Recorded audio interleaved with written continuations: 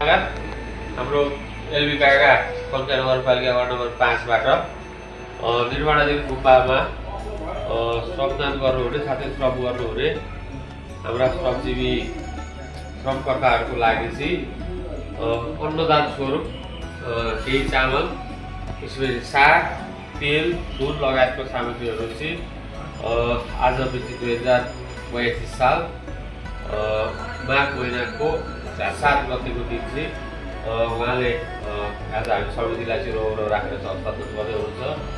उहाँ सहयोगी दाताप्रति हाम्रो गुम्बा समितिको तर्फबाट साथै सम्पूर्ण घरघरको मानवको तर्फबाट चाहिँ हार्दिक धन्यवाद दिँदै उहाँहरूको परिवारमा सुस्वास्थ्य दीर्घायु कामना सहित हार्दिक धन्यवाद दिन चाहन्छु।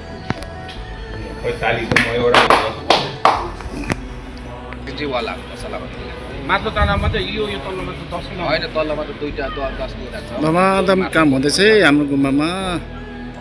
काम सुरु भएको अवस्था छ। त्यो टपमा गएर नि लगाइदिनु।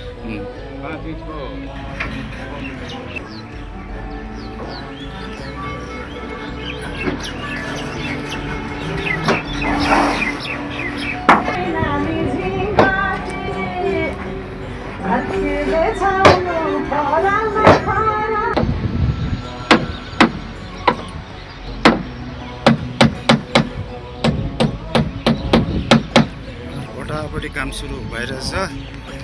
अब हाम्रो रहेको कामहरूलाई फाइनलतिर लाने काम हुँदैछ है। यतातिर हाम्रो टपको काम हुँदैछ। टपको हाम्रो फिनिसकोतिर जाँदैछ है यो कामहरू।